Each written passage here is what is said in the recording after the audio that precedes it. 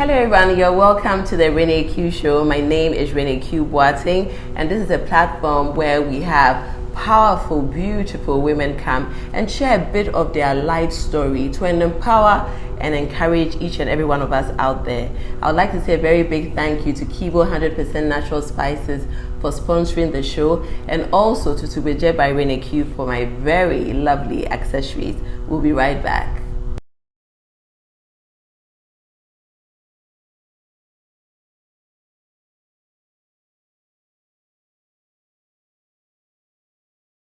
And I did say that the women who come on are very beautiful, didn't I? Now, what's really interesting is how, we see a woman, we admire a woman, we think, oh, that's such a beautiful woman. And we don't know that she's probably been through life.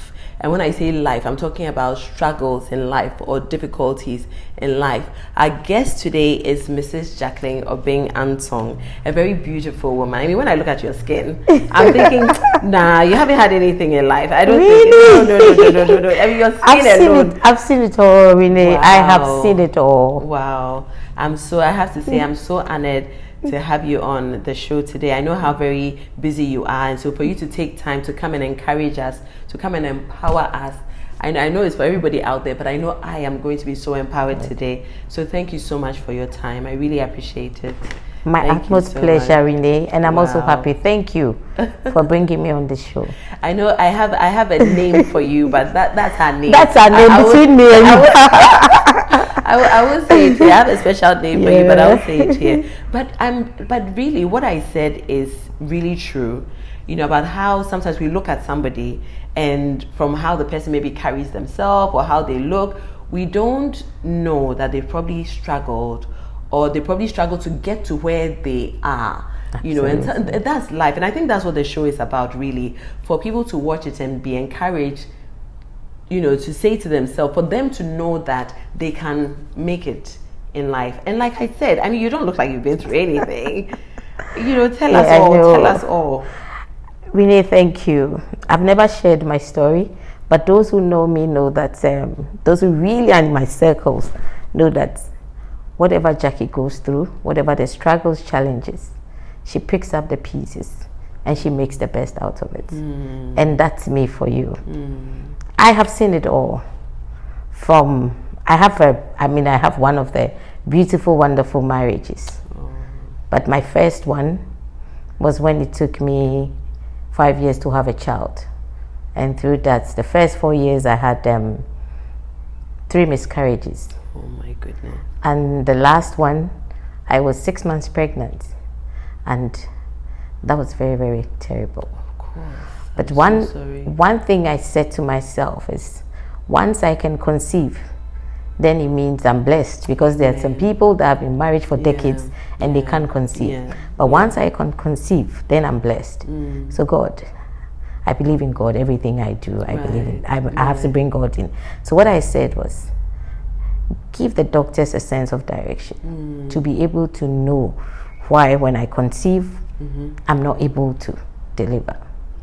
And the baby. They found out what it was. Yes, one day I met my doctor at a party. We're sitting on the same table, and he said, "Oh, Jackie, there's something down. It looks like your throat is a bit swollen. Can you come in? We haven't done a thyroid test before. Can you come in tomorrow so we do a thyroid test?" I went in the morning, and my thyroid levels were abnormal. Oh. So that was what was causing the miscarriages. Wow. So I was put on a medication. And then that's it. Wow, ladies, we really need to do our we have to have our medicals. Absolutely. We actually have to go to the hospital and have our medicals. Absolutely. Wow. We thank And God did not give me 1, not 2. I have 3 boys now. Oh my goodness. I wish I could just come and hug you right now. Glory to God. Yes. But how was that? How did that affect your marriage? It did not in the least affect my marriage. My husband has always been supportive from day one. My in-laws have always been supportive. My parents, my siblings have been supportive. So I never had anyone questioning, when are you going to have a child? Because I'm married to the oldest son, second oldest son. No, I never had that. I had, especially from my mom-in-law, my mom, I had my husband, I had all the support I could get. And for me, that also really helps, because it was not a single day that someone called and met me or barged in my home to say, when are you giving us a grandchild? So even when you went out, I mean, sometimes your inner family, like you say, can be really supportive and stand for you, stand with you and all that. But when you go out, what about, you know, sometimes your mates you meet, and your mates from school. Absolutely. Sometimes even clients. Sometimes even clients come and ask you questions. Right. I had someone telling me, I hope if she's listening, I hope she won't be offended. Don't mention her name. I'm not going to mention names too. Saying to me that I think I know a pastor somewhere in Dansum, and I want to take you, because if you are not careful, your husband may bring home a child. Aww. And I said to her, I'm sorry, I wasn't brought up that way, and I'm not the only one. Once I can conceive, for me it's the mindset. I knew I could conceive. So I needed to know the reason why I wasn't able to carry children to full term, as in 9 months. And the children will come out after. The last one, the third miscarriage, 6 months, was very, very shocking. I mean, I was broken. Because you were showing. I was broken. And I remember a friend of mine that I can mention, we went to secondary school together, did the same course in university. Sylvia had seen me being pregnant like 2-3 months before. She comes to the office one day and my tummy is flat, and she started crying, you know. But I was encouraging her. That's the thing. If you see your problems or your challenges, your trials, whatever obstacle you encounter, if you see them as something that you can turn to opportunities and pray to God to give you a way out, believe me, you can pick up the pieces. But you need to be strong to do that, and understand the power of God and what God can do for you. I love that you said strong, you know, and I thank God today for strength. I thank God today for grace, because you know, I went through a similar situation. I didn't have miscarriages. Okay. I wasn't conceiving at all. So you know, you're saying that you knew. You know, I mean, I knew I should, but I wasn't conceiving to the point where there was a time that I actually said, God, such a very, very silly prayer. And we have to be very, very mindful with the things that we, you know, the words that we speak, and the things that, because they are powerful. They're really powerful. And because for a while I wasn't conceiving at all, you know, a point came where I was like, God, bless me at least with miscarriage. And why did I say that? You know, I wanted, you know, at least to have to conceive, to have the feeling. And even to have a reason absolutely. To have something to tell those who are asking, so that at least they can empathize with me. So that if I say, oh, this, you know, you sort of have some sort of empathy and a bit of respect. You know, I thought, and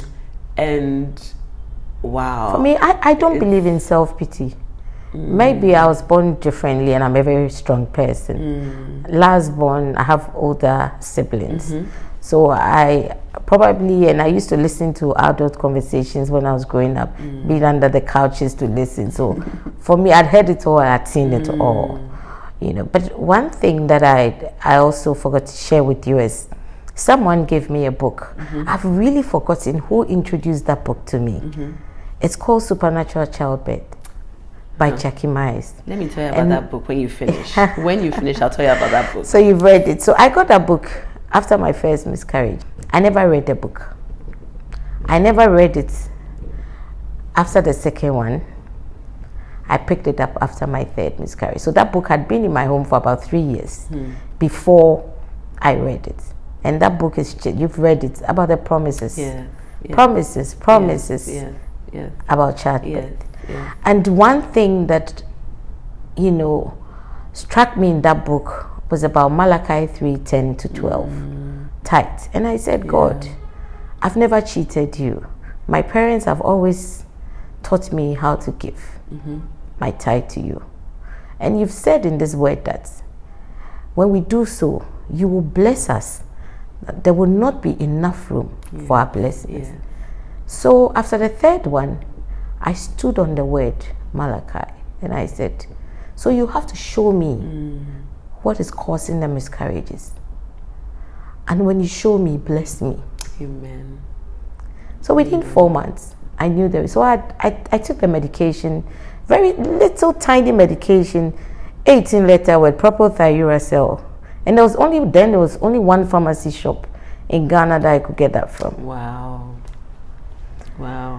After a while, I had to leave Ghana to have my child outside. And although I was deemed as a high-risk patient, it went well. Thank God. And I came back to Ghana after about 9 months or 10 months, and I had a son. I carried the son down. Amen. It's so interesting. Yeah. You know, I heard about that book as well, and I got the book. I started reading it. I didn't finish reading it, but I think I was so excited about it and about the story that I bought about 10 copies of the book. I bought the small one. I mean, you know, there's a big one, and then there's the small one that has the prayers and all that. Yes. So I bought about 10 copies. I started giving it to my friends who were also waiting on the Lord, like, because it was, you know, when you get married around an age group, so then you're sort of friends around the age who have all gotten married, who probably are all praying for the fruit of the womb. And I started giving it. You know, anybody I gave it to will have it. Same. Anybody I gave it to, I think I shared 4. There was one friend who got married, who got pregnant, and I didn't hear from her again. Like, I couldn't reach her. Anytime I was calling her, I was. And then one time she spoke to me, and then she said, "Oh, Renee, I'm sorry, I'm pregnant." And I said, "But why do you have to apologize to me?" Yes. And I felt so broken and hurt at the time that I threw the books somewhere, the rest of the books, because I was like, God, that book is powerful. I was like, God, why are you? I felt embarrassed at the time. Yes. You talk about self-pity. I thank God that today I don't really have that, but I'm talking about years ago. And we are growing, and we are going through different seasons. Yeah. Certain things that probably you did 10, 20 years ago, you won't do, all certain ways that you saw things, mindsets and all that. But I want you to delve into a bit more about self-pity for us, because there's probably somebody watching. You said that word and it struck them. Yes. Talk to us a bit about self-pity, especially in a woman. Okay. Growing up, I used to read a lot of books. So for me, I understood all these romantic books, whether African or European or American storybooks. So I understood self-pity at a very early age. So self-pity is not in one of the words. I have words I use, so I could but I've encountered friends, family, who really have self-pity upon themselves. But it starts with you. The word is self-pity. Right. Why do you have to put yourself in that? Sometimes it's good for us to break the words down to understand. Why do I have to have pity on myself? When you wake up in the morning, you're counted amongst the living, and it's not everyone that's, like you said, you were not even, just to take you back, you were not even conceiving. I was. So at that point, I knew that I was blessed, and I was better than some others who were not even conceiving. So why would I put myself in that, like label myself as self-pity? So it's good for us for me, I don't believe in self-pity. We bring it upon ourselves. Challenges come. Is it because you're a lawyer too? No. Because I haven't mentioned. Now this lady has an LLB from Kwame Nkrumah University of Science and Technology, Mount Crest University College. Yes. You have an executive MBA. You have a master's. I mean, very, well educated. Would you say that that's also probably because you have so much confidence in your education? Sometimes that happens when you're very well educated, so many degrees, masters, and you have a legal background. Would you say that as well? Because you're able to fight for people. Yeah. So it's not about the number of qualifications you have. It's not about you being a lawyer. It's not about you. No. For me, I think it's about you understanding the word of God. Like I said, I was the last in my family, Right. last born, and it's about you understanding the word of God and you praying. Because I remember So you growing understood up. the word of God from a young age. Oh, from a young age. My mother, I used to follow her a lot to church, and now most of the church work she did in church, I'm doing same, and I've even probably. And you have to tell us, because I don't see it here. You know, I'm just looking through. And please, I will tell you, Renee. No. Renee, I haven't finished talking about you. Ask the question. Let's talk about that. I'm looking at this. You're trying to run away, but we'll come back to it. I'm not running away. We'll come back to it. I'm not running away. I'm not running away.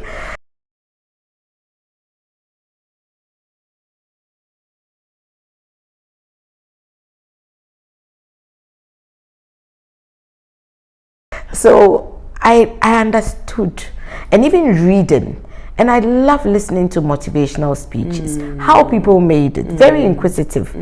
I used to go, then the American embassy had a library around the ridge roundabout. I would do British Council, very inquisitive. I want to see on Saturday what is happening in the world. I remember then, I think it was the Iraq war, US with. I remember I used to go there and watch and read, you know. Wow. So that's very, very inquisitive, and that is what people don't do. People don't read now. So I would love to read. As I don't do much on social media. I don't even know. I love to read on my phone or on the tablet than even watching news on TV. Right. I mean, I enjoy reading. That's it, period. I hear that's the new word, period. So I enjoy. So I'm growing up, I was very inquisitive. Yes, it's good to be confident and overconfident. I was too confident, but I learned my lessons. I will digress a bit. I learned my lessons the hard way when I was writing my A levels. I was very brilliant, thanks to God. I would not learn. I thought I was so good when it comes to economics, knew it all, too overconfident. The day before economics, Econs 1, I wasn't learning. I was playing about, laughing at those that were learning. I knew it all. I got there, I was blank. I did not learn my lessons with economics too. I did same. I deviated. I got a sub in economics. I saw my colleagues going to university and I was home. And in my home, nobody registers for remedials, or you register for, we call it NOVDEC. My dad will say, you are trying to tell me that you even fill the paper before you write and the results come. And my friends were registering, but in my home, register before the exam, before your June exams. Okay. And no, because the results will come probably in September or something. And in my home, nobody registers for. When you fail, you fail. You have to wait. You have to wait and write it the following year. So my colleagues went to university and I was home. So that's when I learned that too much of everything is bad. I was overconfident. So it humbled it humbled me. And I learned my lessons the hard way. Even before, I was 18 then. Before age 20, at age 18, I learned my lessons the hard way. And for me, it's really helped me as I go along in life. That's good. Yes. That's good. Yes. Wow. So it is not self-pity for me. It's not about what I know or what.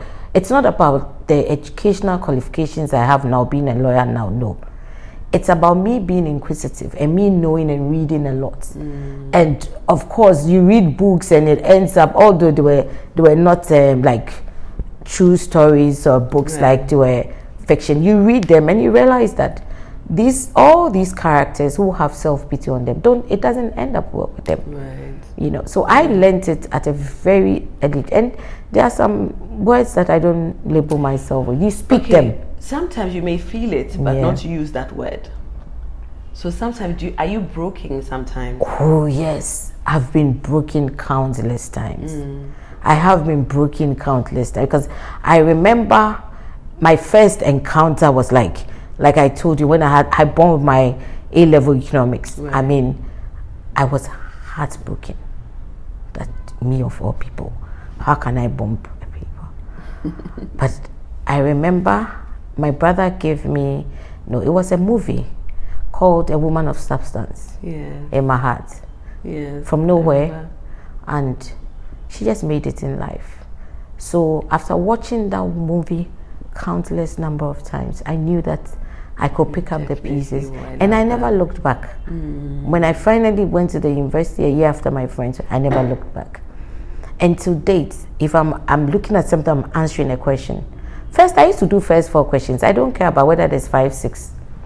You understand? Or 7 or 8. Yeah, so sure. But I learned to go through every question, to take the ones that I could, answer. And when they say start work, I'm always one of the last people to start with. Maybe 20 minutes after.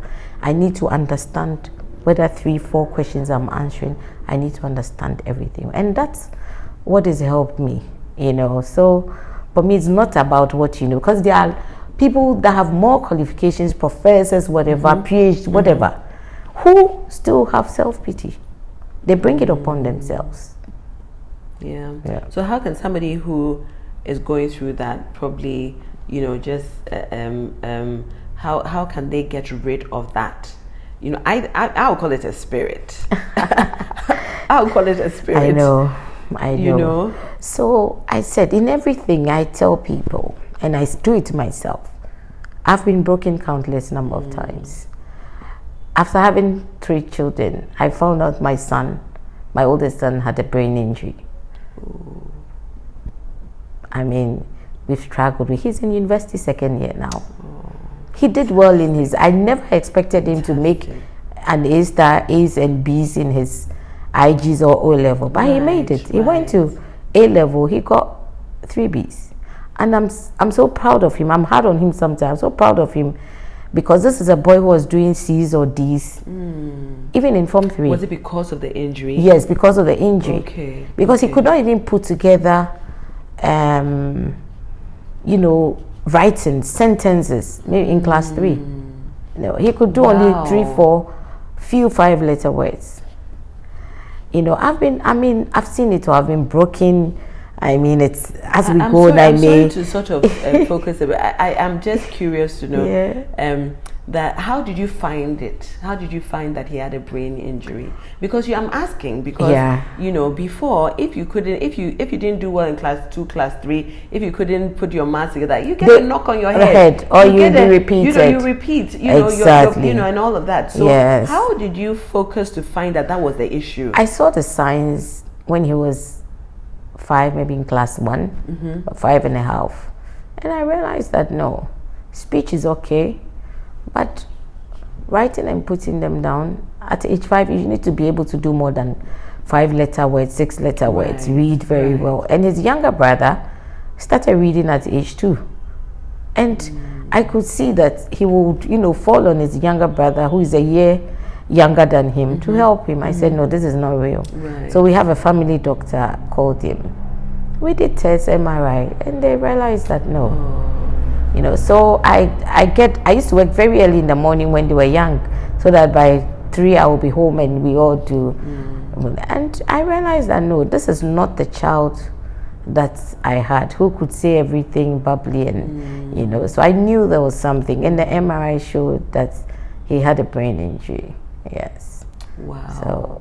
Thank God that he's in university. It's fine. Doing He's in so university. Well now. So there's no giving up. No, you don't have to give up. Don't give up. There's no giving up. No giving up in life. No giving up. I tell people, I do a self-audit of myself every now and then.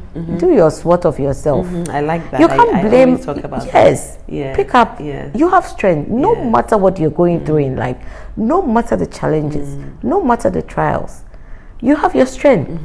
You will have your weaknesses. There are so many opportunities out there, and you have your threat. Outline all of them, and do a self-audit of yourself. Pick up the pieces. Those I call the learned lessons. And what do you do with the learned lessons? They will make you a better person. Rome was not built in a day. So that is how far I've come. Well, I'm so excited. Like, you don't even know. And it's so interesting because, we judge people by appearances. We look at somebody and in our minds we just, and I am so shocked, by the last conversation we had somewhere. The conversation we had somewhere. That's why they had to tell you she's there. I was like, stop it, because I don't like people. I was just like, wow. It's amazing. And we really need to have, we need to give ourselves the opportunity to get to know people. before Absolutely. immediately we just take them off and Yes. give them our own ticks Yes. or our own crosses, Yes. as Yes. ladies usually do. Yes. You know, but thank you so much for sharing all of this. It's so very interesting. I mean, I'm looking through, I know that you have great achievements in, you know, hospitality. One of my favorite places to come. Like, I'm so addicted to the place now, Sun Lodge Hotel. Thank you, You know, Renee.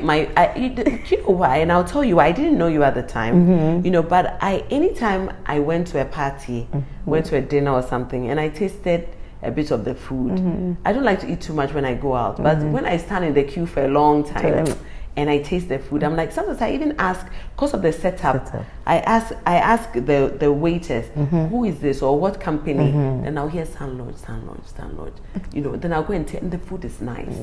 Thank I'm like, you. who is Sun Lodge? Where are they? You know, because I knew it was somewhere around Tesano, but I didn't know that.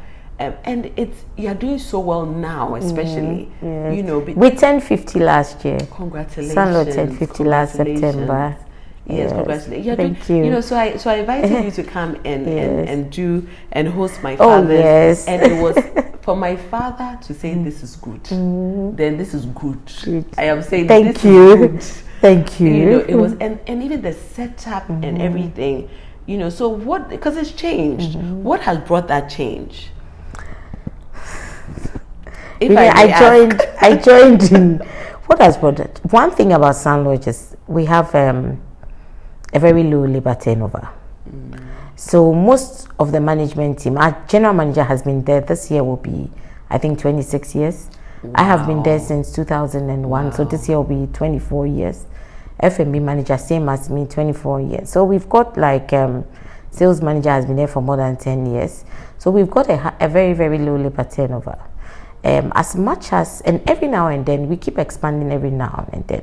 Hospitality, you don't have to rest on your oars. People are changing. New things are coming in. So we keep changing. You just have to keep up with, with modern trends. But for us, it's a personal touch. We're very close to the clients as well, because setting up, I remember you called me 24 hours before, and that's the thing. Most people will turn it away, but once we will, so we're always prepared. Yes, we're always prepared, and to help the clients as well, and we tailor it to the client's needs. So it's not, our rates are not cast in stone. We are very, very flexible. You can do takeouts, do add-ons, and we are flexible. If you tell us this is above my budget, can you do something? We can just tell, okay, let's take 1 or 2 out. Let's do this. We are with the client to the end, because the client satisfaction and happiness is our key. And our slogan is an experience worth repeating. So we would want you. That's our slogan. An experience worth. I didn't even know that. Yeah, but it's true. Yes, it's not just a slogan. It's actually, I should say, your testimony is. I mean, it's true. It's true, because I always want more. Yes. When it comes, oh wow, and well done. Thank you. Well done. I mean, look at all these things we are talking about. You are in law. You are in business. Sun Lord, Sun Seekers. Told you are a mother, you are a wife, and a good wife, I have to say, and all that. How are you able to manage it all? Do you get to a point where you feel like, oh, my goodness, sometimes I need to run?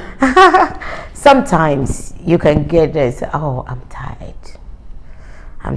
But that's when I have a break. There's a stopgap. You can't cheat nature, you can't cheat your body, so stopgap. I reorganize myself, reorganize my thoughts. Sometimes I take my leave, because my father-in-law started a company, and the next month will be 25 months since he passed. And I believe that the companies have grown and they've been better.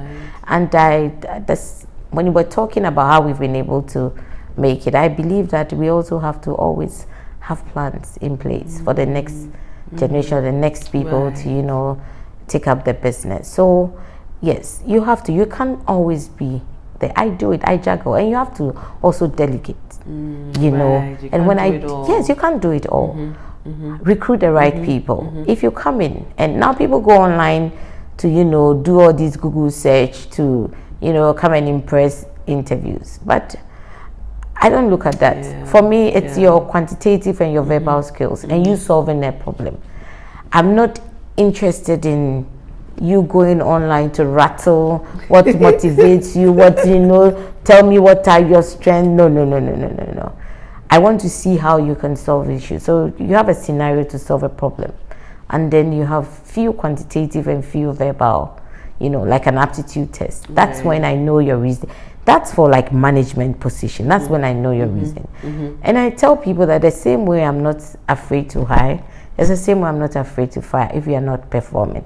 Very rare will I dismiss, but I'd rather we have a chat, put you on a performance improvement plan.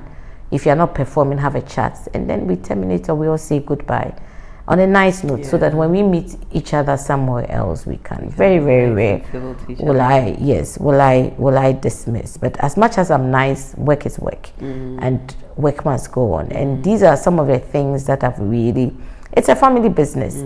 Shareholders, mother, and children, but they don't come in, you don't find them, and when they utilize the service, they pay.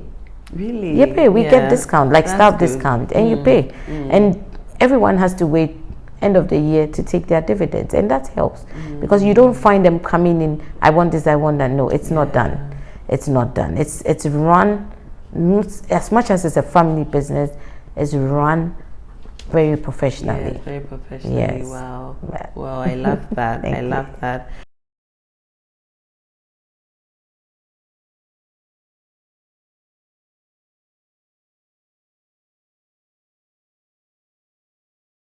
Now, one thing I have to talk about is your style. Nice. One thing I have to, you know why, and it's really important we talk about it, because I find that there can be very, very, very stylish women who get married, and after the marriage, after a while, you see them and you're like, what happened? And it's really important for us to put ourselves together all the time as women. It's really, really important. So, I just have to say, maybe, I don't know if it's a compliment or if I want you to say something about I know. But, or maybe I'll ask, how are you able to keep up with your style? Oh, just very simple. I believe in simplicity, but I love my handbags, I love my shoes. And very simple dresses, you are good to go.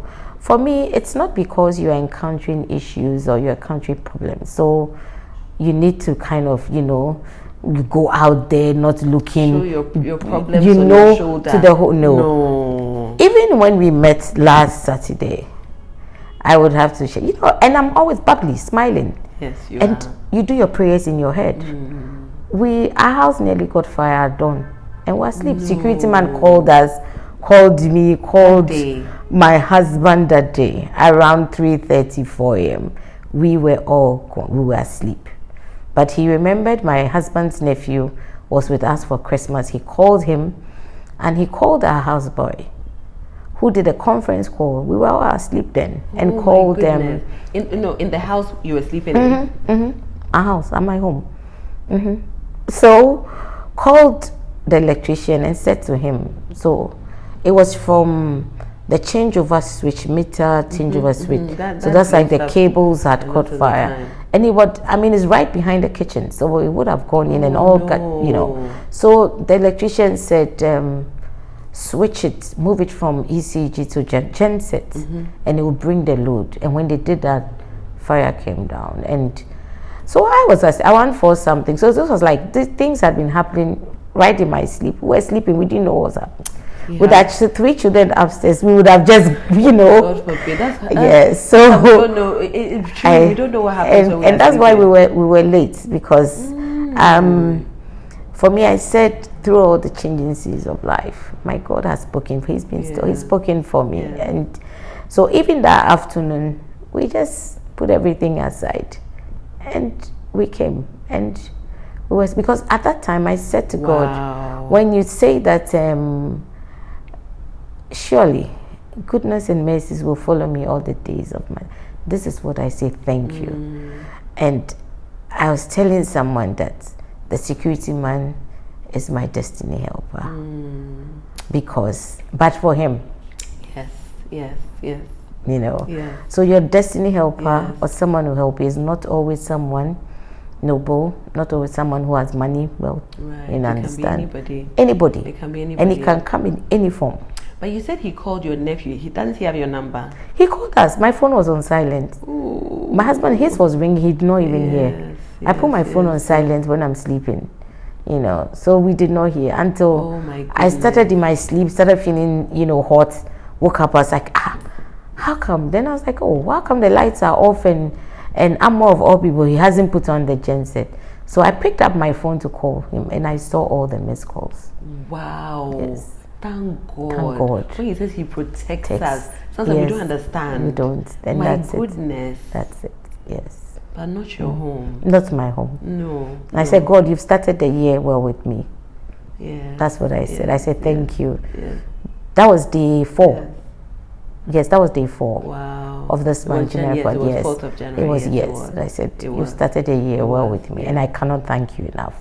You know, when I'm doing a lot of training on personal branding and I talk about image, I always say that don't dress like you're going through. Yeah. You know, like don't, so if you're one who is like maybe a stylish person, for example, and this had happened, you shouldn't have come that day. Yes, I shouldn't have come that day. Your wig, but we came with my wig. No, I'm not saying that you shouldn't have attended. Yes. I'm saying that you shouldn't you have come attended very gloomy and that will make everybody ask you why.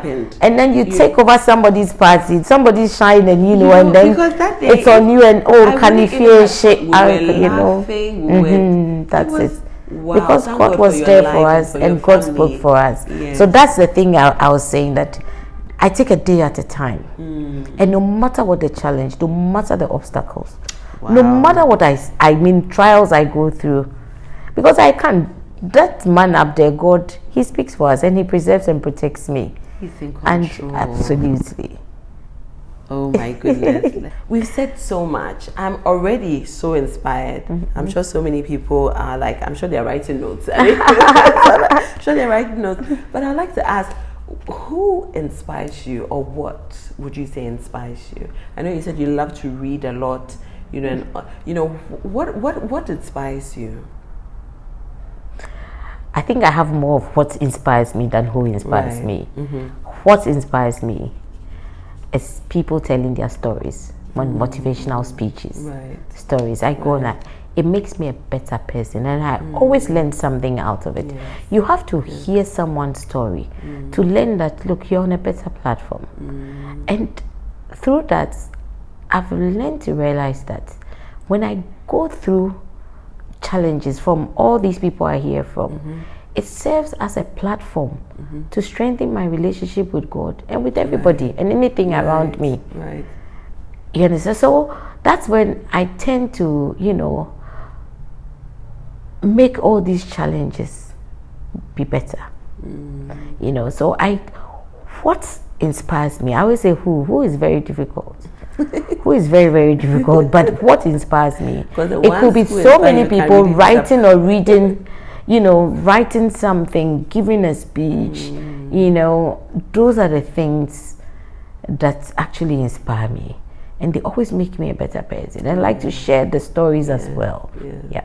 Thank you for doing that, because there are some who would be inspired by everybody else but will hide theirs. And that's why I'm so, you know, grateful for all the women who come and sit on this seat to share their story, because they are so, I believe everybody has a story. Everybody out there has a story.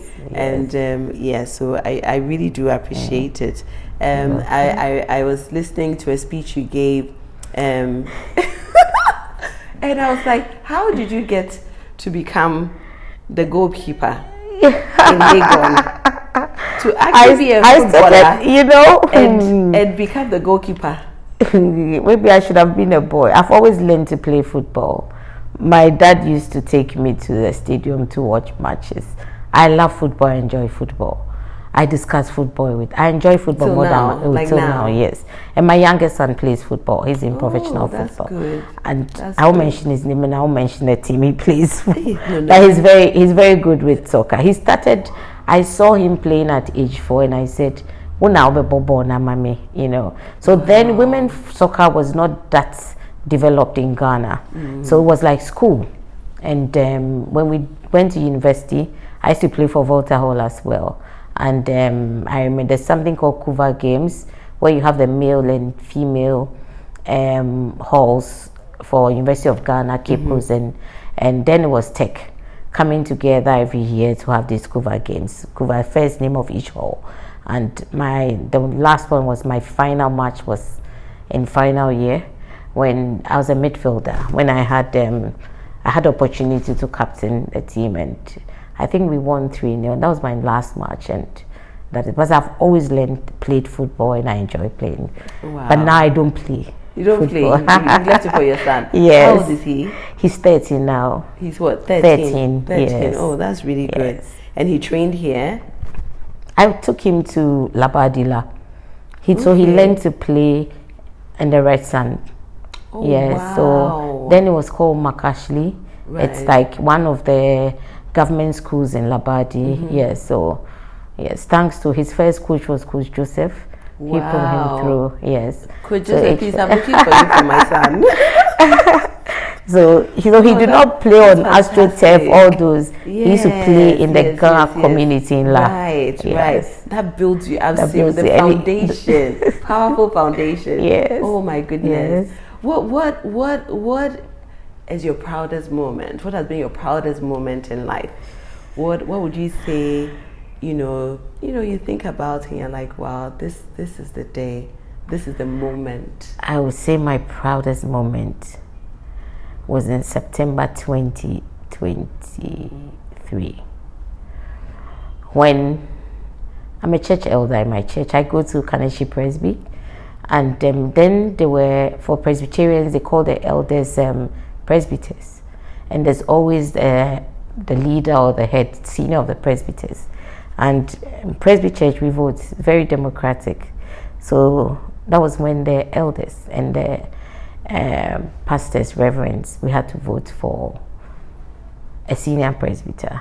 And seriously, I never thought that because my church is one of the big, Kaneshi Presby, we do 3 services. Yeah. It's one of the biggest Presby churches, yes, if not the biggest, because we're part of the top 3. So that was when I was elected, and I was shocked. But for me, I would say doing something in the house of the Lord, and being able to assume the administrative role of the church, and because I'm basic things to be in charge of the well-being and welfare of the church members and the reverends, the pastors. For me, if you ask me now, and that is why I say that my mom had done it all in the Presby church. She can sing every tree hymn. I'm not good at the tree hymns, I do well, but she can sing from A to Z. But she was so proud of me because what she could, she was also a presbyter, an elder as well, but she never assumed the position of a senior presbyter. And for me, that's the proudest moment. So there are no campaigns or anything like that? No. Wow. I never campaigned. But it was I could see that was the power of God. And I've not looked back. Congratulations. Thank you. So beautiful. Thank you. I'm double honored now. To have the senior presbyter, senior. She knows why she's laughing. I know. Senior. Wow. Congratulations. Thank you, And how are you finding that position? Yes, it's such a daunting task. We have the members, and there are so many people that were born into the church, members, and demands are high.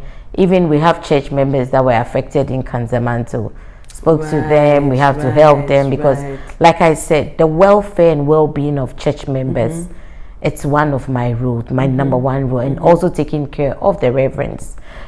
So for me, that has been a daunting, because you always have to ensure that you know what a church member, especially when they are sick, they have these this fire outbreak in Kanzamanto, and terrible. People need, so you always have to have that personal touch. And I'm happy with the elders I work with, as well as the welfare team. They I get the support from them, and people would call you, send you messages. This one is unwell, this one has that, this one so for me, check up on them, absolutely. But like I said, in everything, if you delegate, go back, follow up. get your feedback. Right. Let people, you can't do the job alone. I don't believe in you, or your head will be swollen because you are, no. It's all hands on deck. Yes. If you need someone to do something, it's how you approach it. Can you please? Can you please? Can you please? So be humble to ask for absolutely. help. There's absolutely nothing wrong with asking for help. Absolutely. Wow. I'm just like, I don't want this to end. Wow. I'm sure there's somebody watching. I'm sure there's a lady watching. She's heard a lot of what you've said, but she's probably thinking, talk to me, tell me something directly. I don't know. There's probably somebody watching thinking, I love what I've heard. I really am inspired, but I need somebody to just hold my hand and just lift me up. I don't know why I feel that way. I know. But, just maybe share something with a lady out there now watching, thinking, I need somebody to hold my hand. Okay. Really, if you're watching me out there, I like how Renee ended. Need somebody to hold your hand. There's no better person. I don't know what your faith is, but my faith, I'm a Christian. There's no better person that can hold your hand like Jesus, God. Go up to him, cry to him. If I have to cry, people say, Jackie doesn't know how to cry. There's only one person who sees me cry, who hears me cry, and that's God. Speak to him. And please, do not rest on your oars. These problems, they will come and go. They don't just come once, you solve it, or somebody helps you to solve it, and you think that they won't come back. Every stage of your life, every aspect of your life, you will encounter them. Never let these problems take the greater part of you. Like I said, assess yourself. Do a self-audit. Discuss. We don't discuss our issues, not to, to publicize it for everything. If you trust one to discuss, you can get helpers. And please, we pray, destiny helper, come more money, please. I've shared my story. I found my destiny helper. I was looking for one aside my husband. Now I found that a few days ago, I got it from my security man. It could be anything. It could come from anybody, any form, from anywhere. Whoever thought someone's destiny helper could be the security man. But please calm down. Just calm down. A second wait, a minute wait to do an assessment will not harm you. Although time waits for no man, it's better late than never. Just calm down and assess it. And like I've said, the man out there. And I've always believed that, can I quote? I love 2 Timothy 1:7, where God tells us that he hasn't given us a spirit of fear, but of power, love, and sound mind. And that's what I have been going with. It will be all right. Thank you. Yes.